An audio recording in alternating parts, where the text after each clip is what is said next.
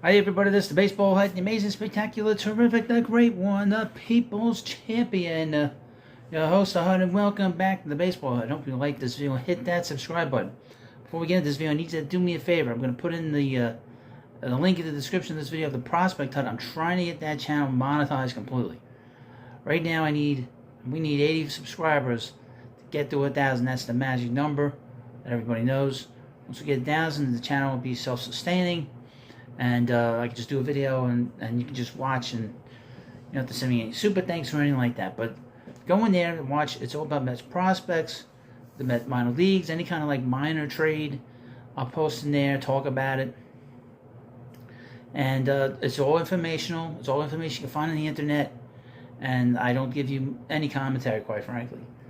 But okay, here we go. So public source that I've been using called MLB Insider, one MLB Insider on X Twitter, on Saturday, posted that the Shota Imanaga market is heating up. And the Mets are one of the teams involved. There's been additional teams added to the list of teams that are talking to Imanaga. The Dodgers again, the Yankees, the Mets, the Red Sox, the Giants, the Tigers, and the Cubs. So we got two more teams from the last video. That is the Tigers and the Cubs. They're a different team that I mentioned. I didn't know about it, but that was posted right after I recorded the video. So now we got 1, 2, 3, 4, 5. 1, 2, 3, 4, 5, 6, 7 teams. Now, in all likelihood, this market for Imanaga is probably just going to end up being the three teams that were in on the Yamamoto sweepstakes, which was the Mets, the Dodgers, and the Yankees. Now, it'll be interesting to see where he does go, because there is a bit of an unknown about this particular pitcher. Now, I'm going to give you some information on him in this part, I guess. Here we go. So here we have, this is from CBSSports.com. This is so you know what's going on with him. Just to give you a primer, it's from a few days ago. Shota Imanaga free agency. 3 things to know about NPB pitcher overshadowed by Yoshinobu Yamamoto. Imanaga is expected to transfer to MLB as a mid-rotation pitcher, which all teams need. Interesting.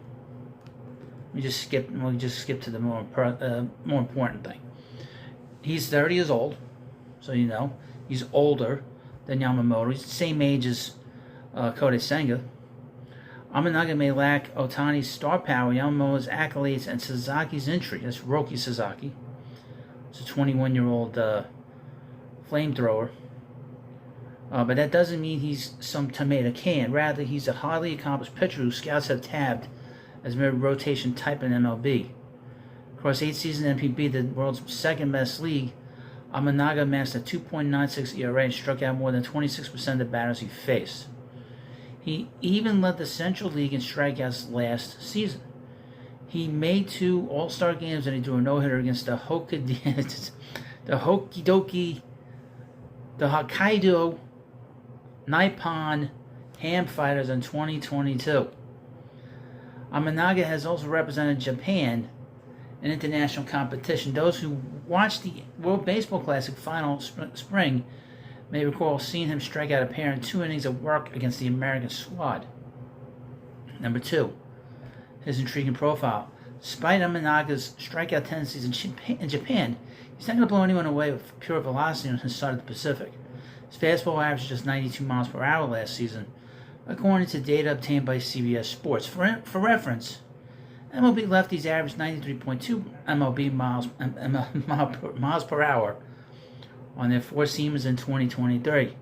Imanaga's heater has nonetheless remained his primary offering because of his pitcher's innate rise in action. He'll be at home in that regard at MLB, with teams flocking in recent years to pitchers who can elevate their fastballs. When Imanaga wants to change the pace, he usually turns to a low 80s slider that generated almost 40% whiffs last season. For context's sake, that percentage would have ranked him in the top 10 among left-handed starters who threw at least 100 sliders during the 2023 campaign, and ahead of the likes of Chris Sale and Clayton Kershaw, among other accomplished veterans. Imanaga does possess a number of other pitchers, but those 2 offerings, the carrying fastball and the slider, combined for a 75% usage rate. It's possible that his future MLB employer will ask to alter his pitch mix.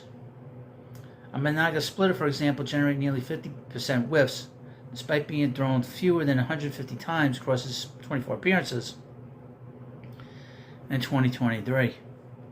Some transferability concerns. Every incoming MLB pitcher has to adjust to MLB's baseball and schedule. Beyond those general concerns, evaluators who have spoken to CBS Sports have expressed reservations about other parts of Imanaga's game. Foremost, Imanaga is unlikely to be a workhorse type. He's never thrown more than 170 innings in a season, and he's averaged about 155 frames over the last 3 years.